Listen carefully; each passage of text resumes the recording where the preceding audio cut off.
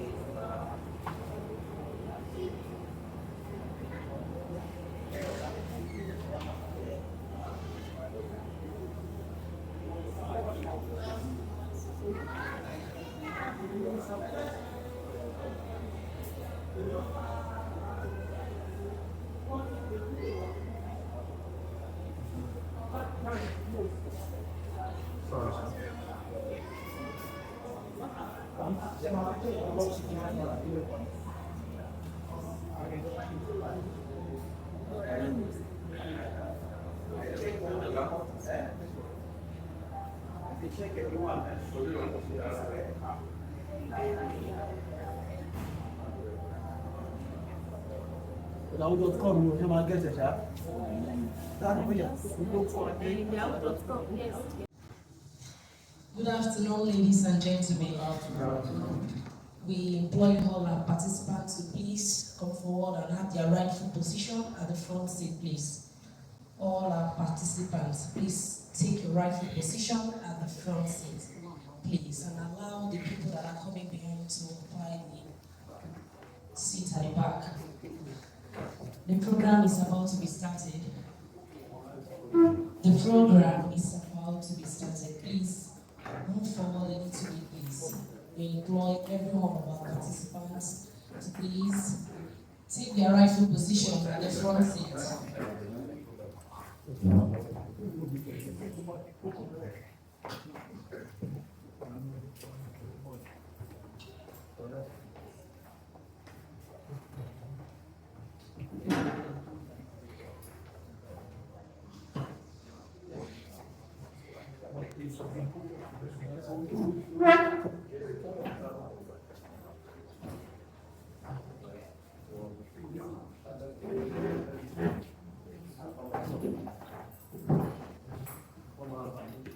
Ladies and gentlemen, my name is Aditu Rolanjuwake, and I am the anchor of this great August occasion. Today we are thrilled in bringing together individuals representing several organizations who are passionate about working to protect our environment and our planet at large. And it is our belief at the end of this program that a new platform of a great workforce in finding solutions and resolutions to enhance our environment shall be formed. You would like to ask me, what is NGO? Non-governmental organizations play a vital role in addressing environmental issues by advocating for change, conducting research, raising awareness, and implementing conservation projects. They act as a bridge between communities and governments, pushing for stronger environmental policies and holding polluters accountable. Having said that, once again, you all are welcome to the event titled The Roles of Non-Governmental Organization Workforce on the Issues of Environment 2025. Permit me to welcome to the podium one of our host speakers, the president of Kejibaus Youth Development Initiative Organization, the person of Prince Ambassador Adiremi Aditoro.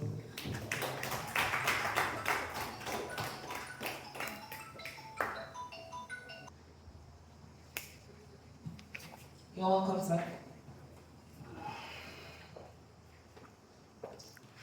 Good afternoon, ladies and gentlemen. My name is Prince Aditoro, Adiremi Aditoro. I'm one of the forefront that have been emerging and to let our community know what is being said or meant by the word climate change and I'm one of the African climate experts, so to say. Yeah, today we'll be talking about our function as NGO, what is meant to be done by us, what are being expected of us, so that our society could really align with the issues of climate change. This occasion is one of its kind in our society, because if you look around us now, you see the effect, even the negative effect of climate change. And it seems to realize that our people, the community and the people living therein, don't really understand what this issue and this effect is bringing upon us. And we need to fight it now for the next generation, for our children, so that they could align with it also. Right now, we are presenting ourselves. You know, a lot of us representing organizations across the board to make it deal on our side as a workforce for climate solution. So that's why we're bringing to us together the roles of non-governmental organization workforce on the issues of environment. Excuse me for that. Okay. So, as we can see here, the NGO play a vital role in shaping policy and transforming communities. Their chapters focuses on two key strategies: leveraging the NGO workforce as catalyst for policy. Based on my experiences overseas, there is what we call lobbying organization. We have various national assemblies and, House of Assemblies across the nation. If we really want any change regarding the climate change, having educate our communities, we need to lobby for policies, for government to include the policy and implementation that has to do with climate change and our environment, so that we can have a good law backing the issue of climate change. So our government needs to enact some laws guiding the environment. Then we are the NGOs, to do that.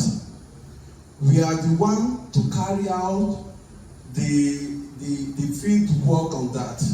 We're the one to go to several places, remote area, educate them. Then government is the one putting in place the good law backing it.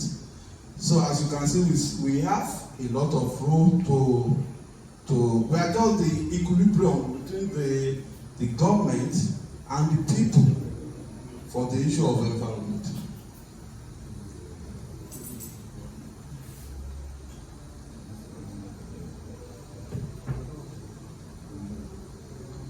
Yeah,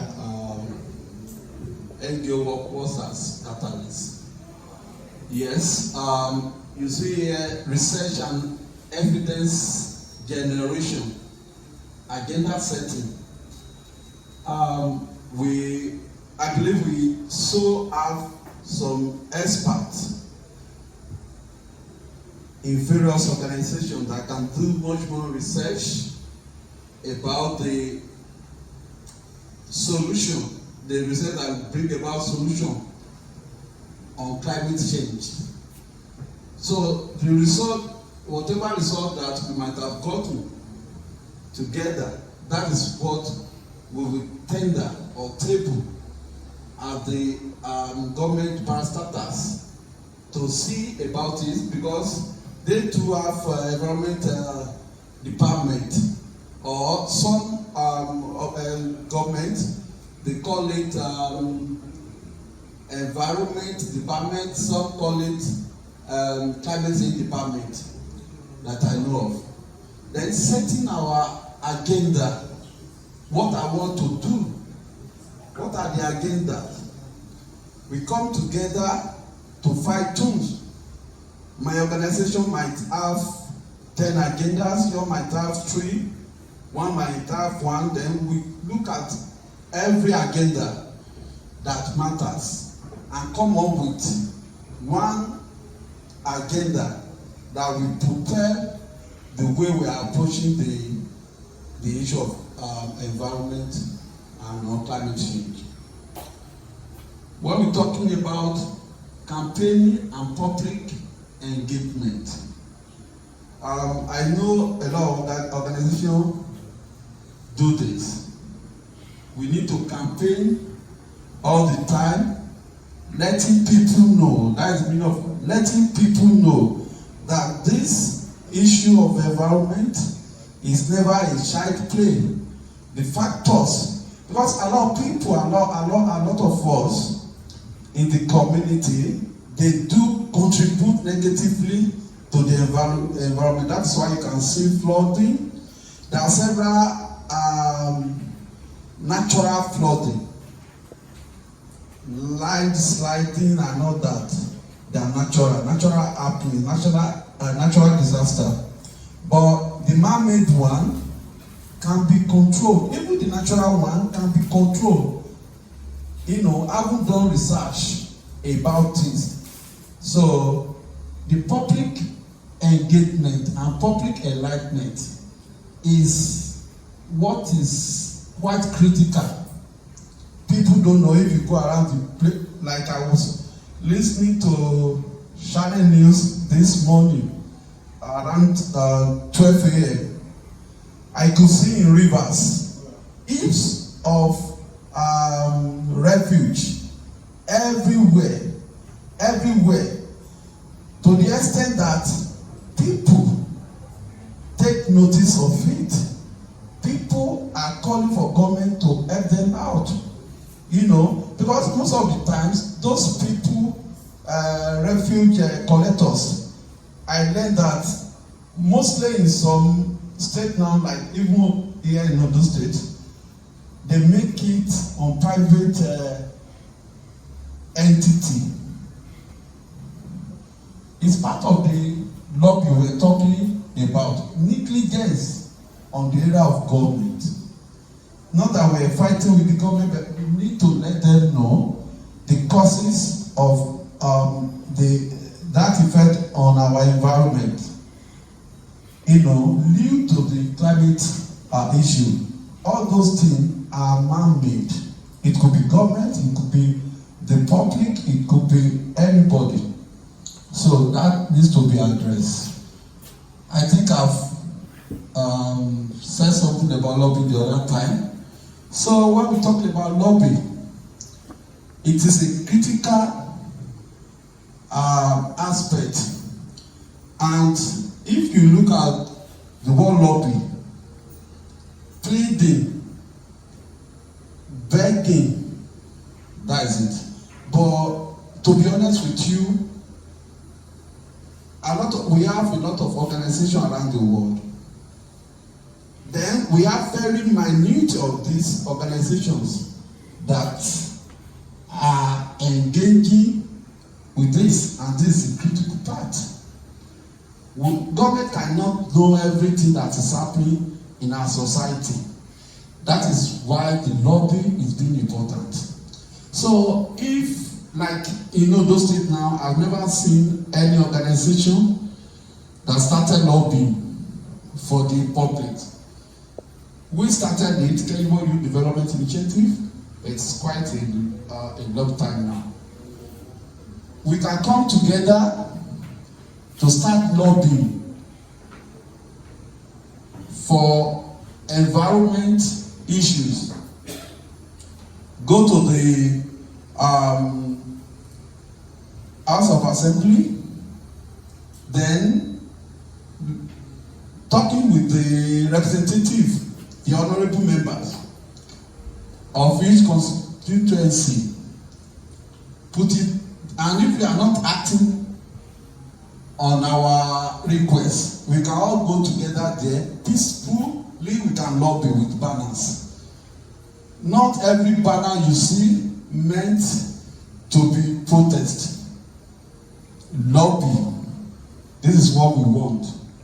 Please do it for us. That is what we need.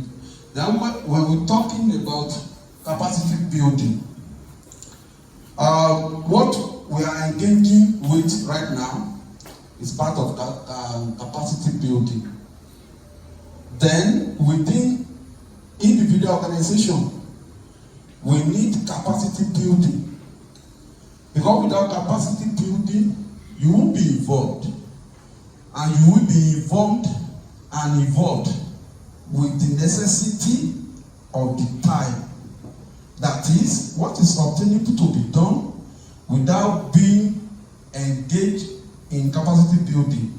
There is nothing we can do about it. So this capacity building is still the same thing with this. Anybody can even campaign, do the public enlightenment or engagement, but this too is critical for this gathering. Then we're talking about policy monitoring. This policy monitoring, we don't really have that capacity in doing that. But for instance now, a case study is Ondo State. In those days, during the time of one of our former governors, may his soul rest in perfect peace, and in person of Governor Dr. Agagu, he had a collaboration platform with the NGO. He gives them projects. Let's say, if you go around, every single morning, you see heaps of refuge. You see every single morning, you see that on our road, main road this time around. That is why I'm talking about myself. While I was younger, I never saw something. Yeah. So policy, government needs to put more effort. It's part of the lobby that we'll be doing. It's part of the lobby. They need to empower us so we can be engaged in policy monitoring. Because here we're not really talking about the policies within the organization. That is quite simple for every organization to do that. But if we should engage with real policy monitoring, because an organization cannot really, people out there will tell you that, what is your business about that? You don't have right to challenge me, whatever I'm doing, and you cannot fight them unless we are being engaged or empowered by the government. Thank you. Yeah. Empowering communities. Education, awareness, skills, civic engagement. Yeah, the civic engagement is part of the public engagement we're talking about. It's other one thing. So education, awareness, skills. The education we need to let, especially people in the rural area, people living in the rural area, the rural dwellers. We need to educate them about the causes and the effect of the environment. We need to do that. So the civic engagement goes with what we've been talking about the other time. On the ground action, community project and local advocacy. Yeah, if we're talking about we need to charge ourselves to make it mandatory for ourselves to play our part. And community project and local advocacy. Yeah, it depends on the availability of fund. That is how we can make any community project.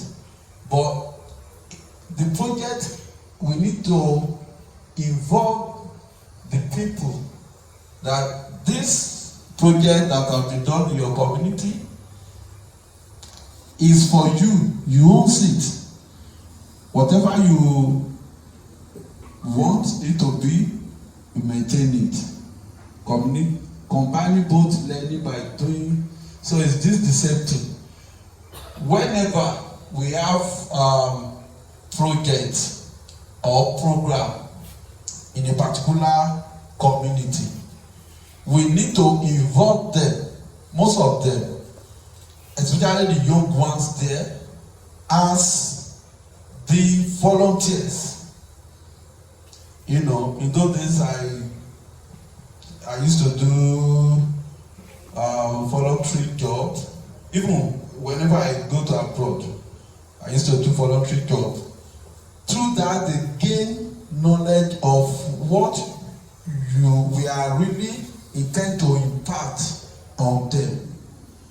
So in those days, we do it for free, but these days the young people will let you know that they want money. It depends on what we might have educated them of, or the awareness we might have created. You know, that is how we can achieve this. So, parents' education, feedback, and those.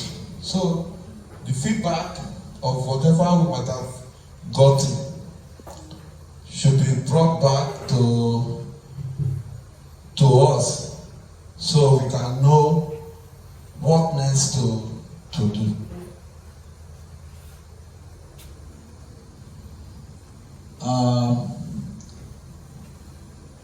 This is the chart about what we have done so far. So you can see education program. That is where we score the highest mark. For a very long time, we'll be around like 25 years to this time, going to several places, telling them what is obtainable in the issue of climate change and the environment. So we've been on ground for this for a very long time. So on the grand project, yeah, we only try with what we have, because we've not gotten any money from government for several projects, good projects that we might have done for the community or society. So this one also advocacy campaigns, yeah. So we tried that with about 20%. So our capacity building. So we cannot score ourselves 50 or 100, because capacity building is what you really need day by day. Capacity building, you need it every day, unless you want to close the organization. That is for the chart. So NGO workforce composition. This is the composition of what I've showed to you the other time, the composition of community empowerment activities. So this is it. So yeah, on my side, I'll be coming to the conclusion that policy advocacy and community empowerment are two sides of same coin. A skilled NGO workforce acts as a catalyst for systemic change through research, advocate, and accountability, while education combined with practical action empowers community to achieve sustainable development. Thank you very much. This development initiative organization has done justice to the first section of the event. He has told us and explained to us what our environment meant to us and how we can improve our environment in one way or the other. How we can lobby, how we can do some other things we do not know before. Yeah, right now, before we move to the next agenda on our list, we'll be going on our breakaway section where NGOs can network together, make contacts, and plan together. It is time to go on a break, our breakaway section. Thank you very much all for honoring us.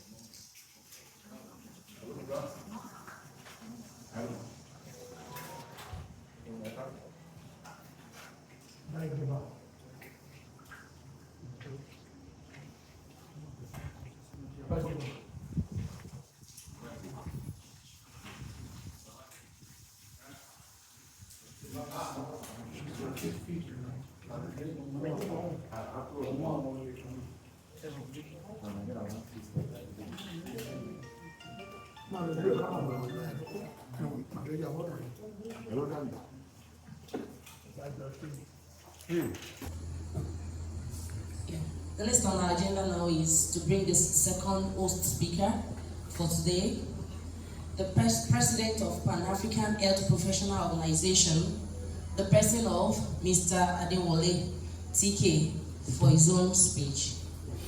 A round of applause for him, please, as he comes forward.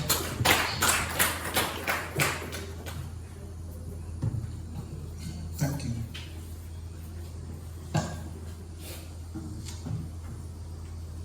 Good afternoon, ladies and gentlemen. Good to have you here this afternoon. Before I proceed, I would like to appreciate in person of President of Kejibaus Youth Development Initiative, in person of Prince Ambassador Aderemi Ostino Adetoro. It's been instrumental to Pan-African Professional Organization activities in Nigeria, being a very relatively new NGO. Thank you for having me. So this afternoon, we'll be talking about the roles of NGO organization workforce on the issue of environment. You know, what are the responsibilities of NGO workers and every NGO all around the world as regards to the issue of environment. there are a lot of activities and activists, all around the whole world, performing a lot of humanitarian services, around the whole world as regards to the issue of environment. So for a very long time, for decades and centuries, so human beings will be assisting all over the whole world, and our activities from cars, our innovations and new technologies, has actually brought about both good and bad to the earth. So, and for example, via the innovation of cars and all the rest, we talk about global warming, emission of CO2s and all the rest. So, these things has a negative effect on our environment. And mind you, for every environment we live as human beings, the first thing that comes to our mind is that there's one little adage in Yoruba language. They said earth is wet. So earth is wet means that when you are very, very okay in every area, you seems feel okay as well. So the environment you live is very, very important, and the way you survive is very, very important. So I'll be going, sorry from digressing a little. So we'll be presenting. Thank you once again. I still remain Adewale Olakunle Tinis, President and Founder, Pan-African and Professional Organization. So we'll be presenting on the intersecting crisis, the NGO workforce at forefront of climate and earth. Introduction and career. Like I said, I think honored to speak alongside the Kejibaus Dvelopmen Initiative, Nigeria. Special thanks to Ambassador Dvelopmen. So the focus, though the theme for this main collaboration is talking about the roles of NGO workforce on the issue of environment, but from the health perspective. So we try to bring up a sub-team, so which will be talking about the intersecting crisis, NGO workforce at the forefront of climate and earth. The core message: environmental issues are inseparable from public health. There is no how we can talk about our environment as individuals. So we have a legacy of history as regards, but before I go ahead to that, I would like to give a simple definition of what climate change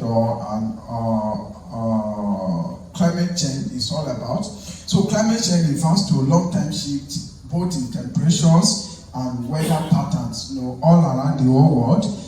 It is significant variation of average weather conditions are becoming warmer, drier over several decades long ago due to human activities, and it's a long-time trend that differentiates climate change from natural weather variability. So the environment is the sum of all surrounding things, both living, non-living, and the complex condition and relationship that influence an organism or a community. So our environment encompasses both the living and non-living. So let's come back here. So we'll be talking about a legacy of forefront actions, as in what are the functions or activities of NGO workers, or an NGO institution, non-governmental organization, as regards to earth and environment. So the history of NGO earth workforce, earth professionals have always been on the front line of crisis. We'd like to bring up a case study. We all heard about EU of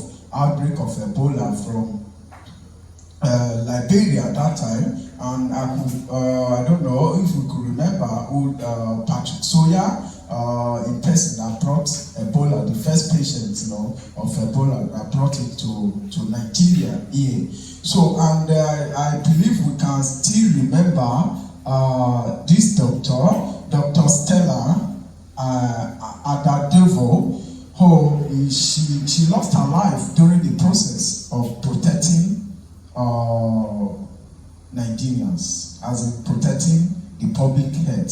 So he sacrificed her life during that process. So, our story is a testament to the courage of frontline workers, often supported by NGOs. This crisis shows that diseases does not respect borders, and health workers are a critical defense line. So, if we look at the outcome or the let me say, okay, the outcome of environmental degradation over time caused by human being, if we look at it, healthcare workers, we mostly you can find them wanting. That is, in every scenario, in as regards to the issue of environmental crisis, you find healthcare workers there in one form and the other. So from doctor to nurses to environmental health officers, pharmacists and all the rest. So you find them at the front line there, very, very active. So these are the repercussions on how the intersection of the climate change crisis, that is the environmental crisis, and health. So how it's actually affecting our public health. Let's move on. So a new and a greater challenge. Climate change, a public health crisis. So the truth about the climate change is that there's no how we can talk about climate change or environmental changes without being specific about our own health as individuals. So could remember one of an event that we were invited. That was 2022 CBD in Canada. So in which we talk about how the effect of climate change, as regards to health. I think about three NGO that is specific to health were invited from Africa, and we're about 15 all across the whole world that we are majorly dealing with health services, as an NGO. So in which we did a lot of deliberations. We discussed about how what the UNFCCC and other intergovernmental organizations, the government institutions, World Health, what they need to bring together, to address the issue of environment, the issue of climate change as regards to public health institutions all across the whole world, and they are making use of the recommendations already. So climate change is not a distant threat. It's a daily reality in Nigeria and across Africa. We all are aware of it, from flooding, in Niger that killed a lot of people. I think another flooding again in Benue again. I think another flooding recently. So all these things, they are majorly one of the effects of crisis of environmental degradation over time, that is climate change. And this is how it's affecting the public health all across the whole world. So example, extreme heat wave threatening vulnerable populations. Last year, a lot of people, tens and hundreds of people die across Europe, and it's simply because of what? Heat waves. Over here in Nigeria, for example, when we are moving along the road or something like that, we may not feel a lot of air. You understand me? Unlike, many of us that have been to outside, for example, Europe, if you are moving along the street, you'll be hearing breeze as if it's, that is how their own, weather looks like most time. And imagine if that kind of breeze is now blowing warmer or blowing heat. So that is why you see people, they say, they call it heat wave, and you see a lot of people paralyzed, you see a lot of people collapsing and all the rest over there. But why are we not experiencing much heat waves here? Is because of our weather here. We are not having much breeze over here compared to those places. So that is it. So these are the effect of environment. These are the effect of degradation of environment or climate change, for a long time on public health all across the whole world. So unpredictable rainfall causing devastating flood and waterborne diseases. We all are aware of a lot of people that died from Benue to Niger, due to flooding. So that is in Nigeria. So the role of NGOs has expanded beyond clinic walls to address these environmental root causes of diseases. So nowadays, though Pan-African Health Professional Organization we deal in health, but there is no how we will always stay in hospital. We know that you can find medical practitioners majorly in hospitals and all the rest, but our job is beyond that nowadays. Like I said, you find them in as a front line in every situation, from war to to natural disasters. You find healthcare workers here. So, and as an NGO, we are letting our members, we have members all across the whole world. We are letting our members know that their work is beyond hospital and research settings within a confined area alone. So that is it. So these environmental root causes of diseases. Next slide. Lessons from COVID-19 pandemic. There is no how we can easily forget what the COVID-19 pandemic, the devastated effects of COVID-19 pandemic all across the whole world. So a global wake-up call. The pandemic highlighted the deep connection between our health and the natural world. If we look at that, factors like climate change and biodiversity loss increase the risk of diseases jumping from animals to humans. That is zoonotic diseases. I don't know if you can see this, a bat hanging. This is from Google. It shows a bat. From a lot of research and let me say concluded aspect from WHO and several health institutions all across the whole world, it was pinpointed that COVID-19 is actually from bats.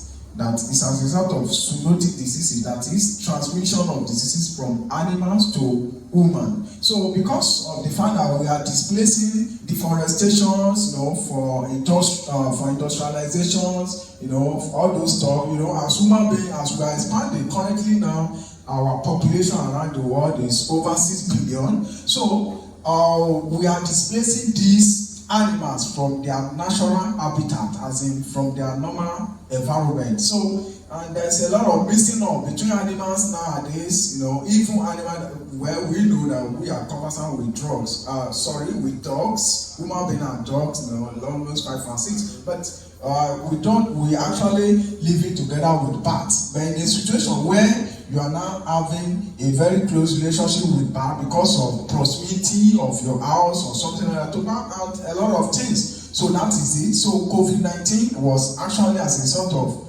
transmission of infection of the virus from bats to human being. Though we believe that it started from Wuhan, China, and all across the whole world, everywhere scattered. So that is it. So that is part of the wake-up call to the whole world as regards to the issue of environment. Why the whole world need to address the issue of environment and climate change is majorly because one of the aspects of it is making sure that human beings will continue to evolve from generation to generation. So the public health is very, very important as well. So that is one of the reasons they need to address the issue of climate change and environment. So lessons from COVID-19 pandemic, the proactive role of NGOs. So during the COVID-19 pandemic, as part of connection between environment and health, PAPO and Kejibaus, Youth Development Initiative, raised early awareness about the emerging threat. I don't know if we can see this very well. This photo is being downloaded from Facebook. It was uploaded March 11, 2020. So that is, when we were even talking about COVID-19 that time, most people, not most people, at least people don't know what do we mean by COVID-19. So we already started, the awareness right here. This is Ojaoba in Akure, Ondo State here. So we were telling people that a disease is coming. We are preparing people's mind down. And if we look at it, just spring is majorly in China at that time, but because of our exposure, president of Kejibaus, this is the president of Kejibaus, the person of Ambassador Prince Adede Toro. So, and he just came back from abroad, so he knew about it, and also I virtually listened to news all around the whole world. So immediately I saw it, and I saw the way it was going in China. I sensed something already that this thing will likely go haywire, as in all around the whole world. So it's very, very important addressing public health as regards to issue of environment is very, very important. So assuming there are a lot of mechanisms that have been put into place, COVID-19 pandemic would have not have happened or spread like that. So assuming the necessary mechanism has been put into place, especially as regards to digital health all around the whole world. So that is it. And information sharing is also very, very important. So PAPO immediately launched training program for vaccine administration and storage, led massive sanitation campaign to combat misinformation and vaccine hesitancy. So this as part of intersection between environment and public health. During the program, when the vaccine came on board, okay, now we need to take the vaccine to prevent COVID-19, especially if you want to travel outside the country. I remember that time, some of us will need some other stuff, we need to go and you have to take, show that you are digitally be giving the vaccine against the virus. So that is it. But to our amazement, a lot of people were kicking against it that time. A lot of people say it's sign of CCC. A lot of people say if you take it, you will die in the next 1 year. A lot of misinformations and rumors.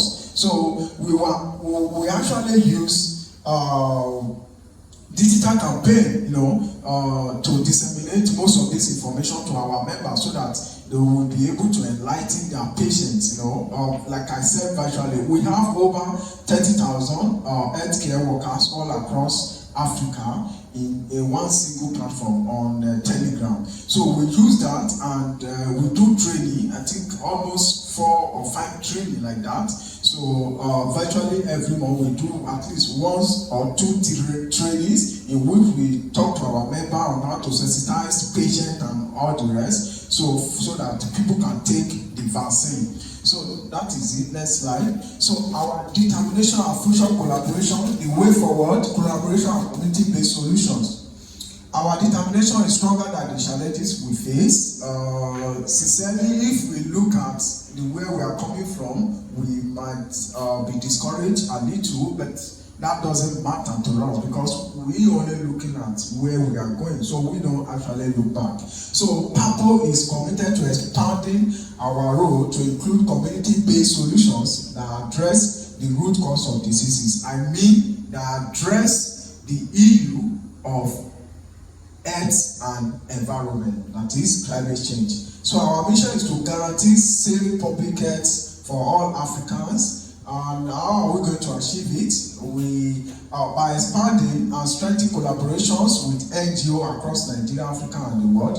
Together we can build a healthier, more resilient future. So part of our mechanism of addressing the issue of climate change and public health is we are trying to collaborate and network virtually with many NGOs, as many as possible, all across Africa and the rest of the world. So if we imagine the activities from Kejibaus, in which Kejibaus deal majorly with youth and several things, even including the health NGOs. So we are able to extract direct data from Kejibaus. It's going to help us as health NGO in making our decisions, both for sensitization or implementation or capacity building in anything we are doing. So because of that, so part of the way we are trying to tread, so that we can address the issue of climate change, the effect of climate change on public health, so that we can address it, is we are trying to strengthen our collaborations with several NGOs, and this is one of it. So that's why we hosted this event in partnership with Kejibaus Development Initiative. So, which is the roles of non-NGO workforce on the issues of environment. So, thank you for listening. If you have any question, feel free. Thank you for listening.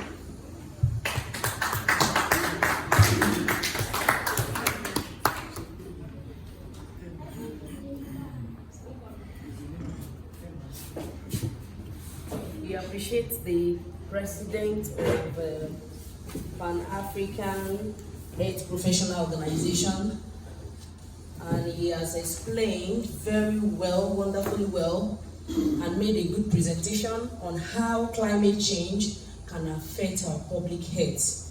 He made a typical example and reference to the COVID-19. Yes, COVID-19 started virtually in China and it spread through the climate all through the world, or throughout the world. So everybody felt the impact, and up to now, some parts of the country are still battling with it, although at a very low rate. Your speakers will be attending to various questions from our participants from different organizations. The first question, please. Good afternoon. My name is Adeshina Akibade. I represent Farmers Financial Services. And part of what we do that relate to what you have been saying is the issue of taking refuge from to enabling safety for our kids and other streets. So my question is this: as beautiful as this program is, the Kejibaus and PAPO, what platform are you providing way forward for participants here to be part of your projects as move on? Thank you. Yeah, thank you so much for that question. Yes, like what we said earlier, we are looking into expanding collaborations with a lot of NGOs, across Africa.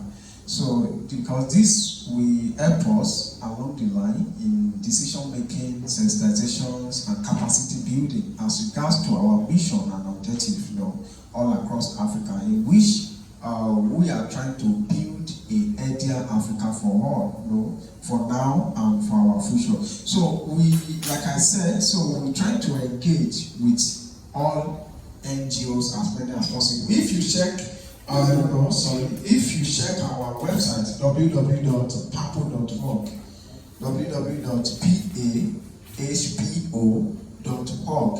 So there is a section there. So before the year runs to an end, it will be active. So there is a section there you will see partner with us. It's free of charge. So virtually every NGO, not only NGO, even private sectors. You understand? So they'll be able to register and partner with us, and they'll be having access to informations, from the NGO for our activities and other things. And peradventure, you are majorly, if you are an ex or something like that, fine, and you have an NGO as well, so you can communicate with us as well. So, and we are going to work together, everything for the betterment of Africa. Thank you.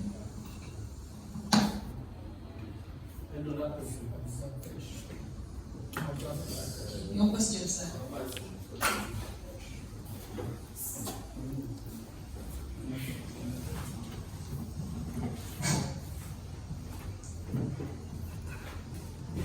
Good afternoon, everybody.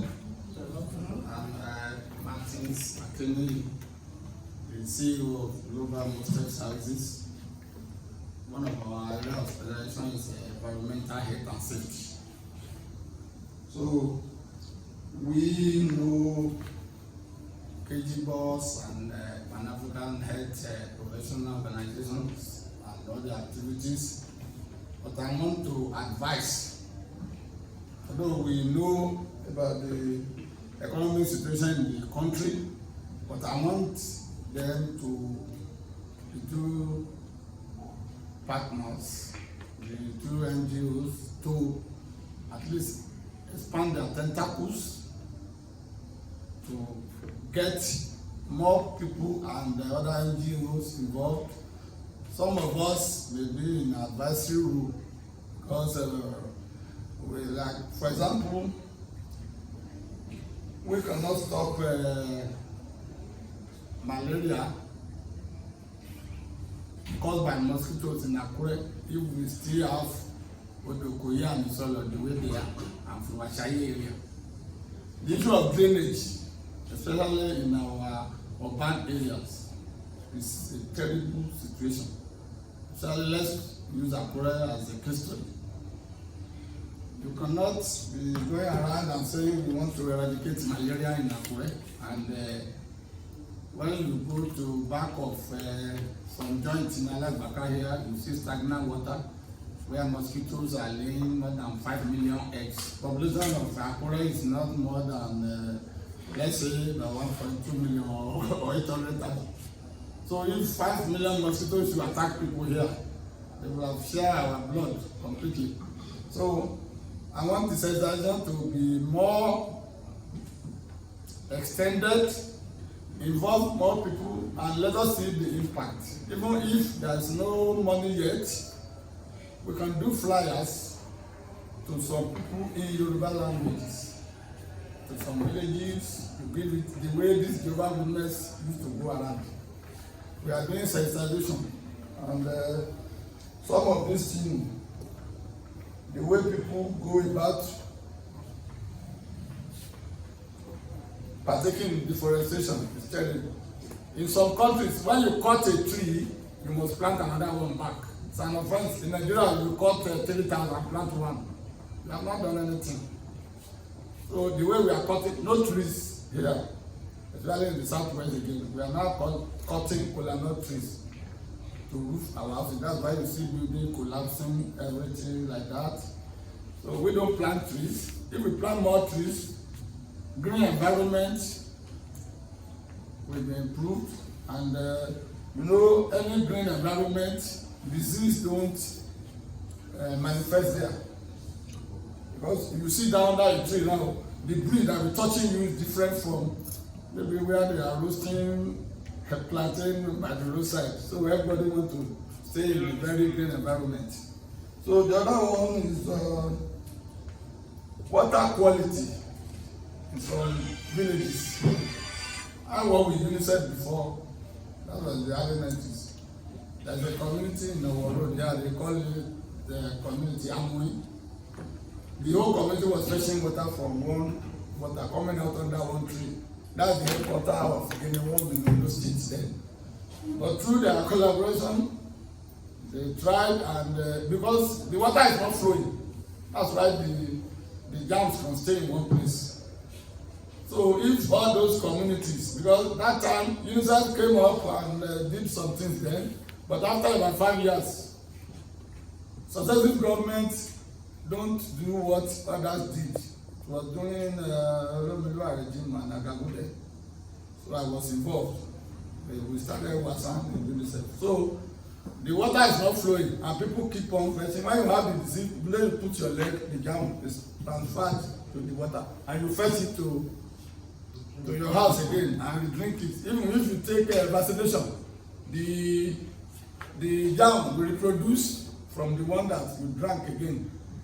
So I just want us, if the economy of our NGO improve, let the sensitization be more elaborate. So I will not waste our time much, but the issue of drainage, let us keep it them flowing to avoid stagnant water. Thank you very much. Thank you very much, sir. We really appreciate the observation. Yeah, firstly, I said it earlier on that we're not here to really put a fight between us and the government. Let's say for the past 30 years to this time, we don't really have an active government as far as environment issue is being concerned in this state. There were several programs that supposed to have been held in Akure, in Ondo State rather, implemented in Ondo State. But for the negligence from the part of the government, and because I single-handedly brought a lot of program that they are enjoying now in Lagos State. So that is why the NGO workforce is being erased in this state. It's being erased. So, and that's why we're coming up with the title of this program, the role of non-governmental NGOs workforce on the issue of environment. Because that is number one. Number two is that we have a lot of NGOs here in Ondo State, but dealing with them is another thing entirely. They don't really bring anything forthcoming, any growth on the table. They really want to tap from you, then disappeared.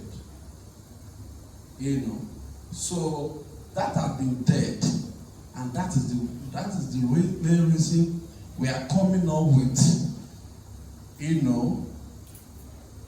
with this new idea, bringing new people on the table, the truthful organization on the table, the truthful individual on the table, so that we can address race.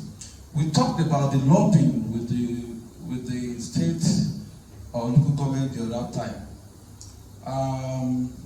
A friend of mine is here. While I was trying to lobby or partner with a local government in this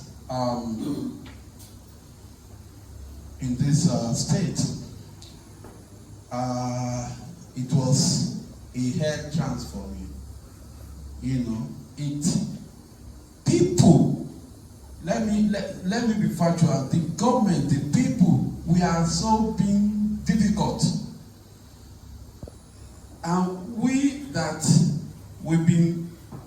have the knowledge of those things we're talking about. We cannot just look away. That is why we still come up with this program. We need public engagement, public advocacy. But at the end of it all, the government lobby is paramount of them all.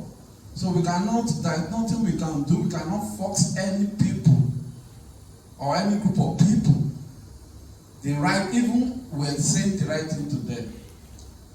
We need a backup law from the government to make this thing happen.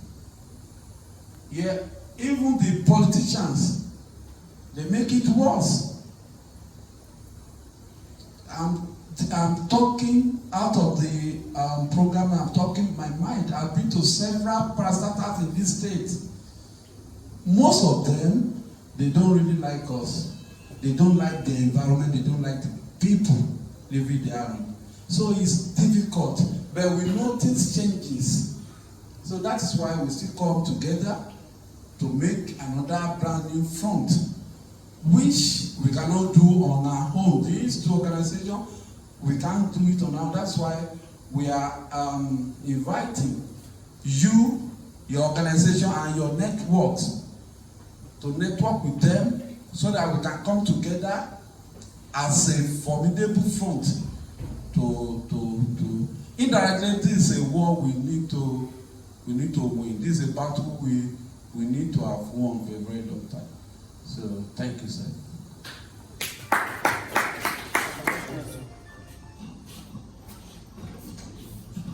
Thank you so much. Concerning the question you talk about water. So part of our plan in the next 2 years is that we are aware of the issue of water in Nigeria and majorly across Africa. You know, what I mean by water is that table water, you know, that is drinkable. We'll all see about the issue of sachet water and all the rest. So part of what we are trying to do is that in the next 2 years, between the next 2 years and 5 years, so we are looking for mechanism to do random research on drinkable waters all across Africa. So in which we are using Nigeria and another country from East Africa as a case study. So we'll be doing a research in which virtually we'll be testing virtually all sachet water in that country and come up with some recommendations. So because a lot of people will drink sachet water today and you know, a lot of infections, you know, as regards to sachet water, and they say sachet water is not, even we talk about water from the stream, even sachet water nowadays, most of it is, you know, is very very bad. So that is it. So that is part of what we are coming with. The research proposal and everything is already on ground. But like what we said before, so we still have EU with challenges of funding. But as soon as we get the funds to power it up, we are good to start with it. Thank you. Good afternoon, ladies and gentlemen. I am by name Olakunle Awudala. I lead Criterion Degradation Agency, and I don't got a late invitation. I'm glad to be here. I want to give kudos to Kejibaus Youth Development Initiative and Pan Africa. You've done a very good job. I have a few info for you. I know that we've been having a lot of challenge, just like the chairman of Kejibaus said, as regards government adequate participation in issues that have to do with environmental degradation. The issue of climate change is a big one, and all of us, both the NGOs, the populace, the citizens, must work very, very hard to make sure that we do some certain things to make sure that global warming does not increase. We have to make sure that we reduce our reliance on fossil fuel. We must, by all means, switch to renewable energy, and we should also change to a better forest management approach. If you look around now, our people in the forest are busy felling trees, and while we are planting extremely few. Now, I am aware that under the government of the new government of those states, in person of Honorable Lucky Aiyedatiwa, the Ministry of Environment has successfully created a desk office in relevant NGOs that deals with the issue of climate change. So right now we have people that we can talk to. These desk offices have a communication channel between the state and the federal government, Ministry of Environment. So definitely we have more access to them. I'm also sure that the Chairman House Committee on Environment, in person of Honorable Princess Ogulowo Oluwatosin, who represents the constituency, will also be of help. Then I will also suggest again that we try and collaborate with the Farmers Congress. We can access a lot of farmers through that particular platform. Using the new media, we could cut down the cost of transmitting our information to these people. Thank you very much.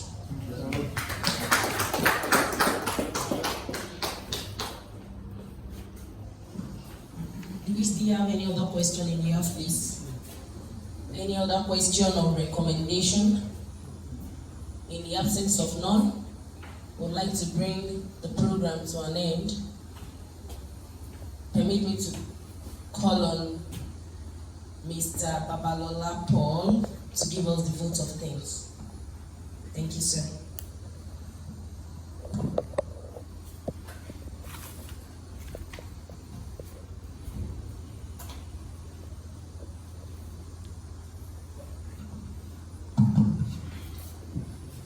Good afternoon, everyone.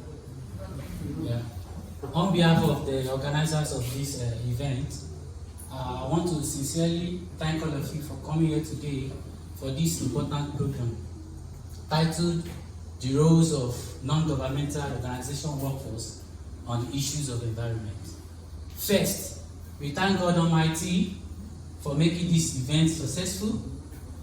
To our speakers, to our observers, and to the anchor lady, we truly appreciate the time, efforts, and the knowledge you have shared with us. Your insight has made us understand how important the NGO workforce is in protecting our environment.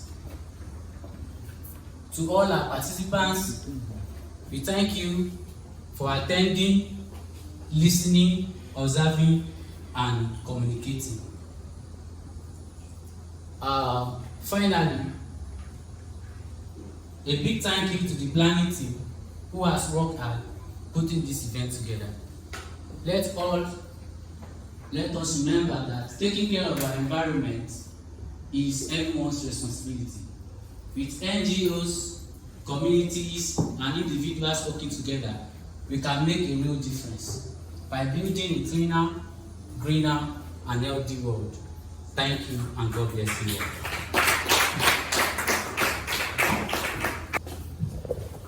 Yeah, ladies and gentlemen, I must let you know that all of us, we have today created a forefront for growth and to secure our environment for this generation and that of our children. Once again, you are all welcome to this great event today that is going to be a monumental one to reckon with. Thank you very much. Thank you. Yeah, we're going to be having group photos, pictures, and all that after this program outside this conference hall. Thank you.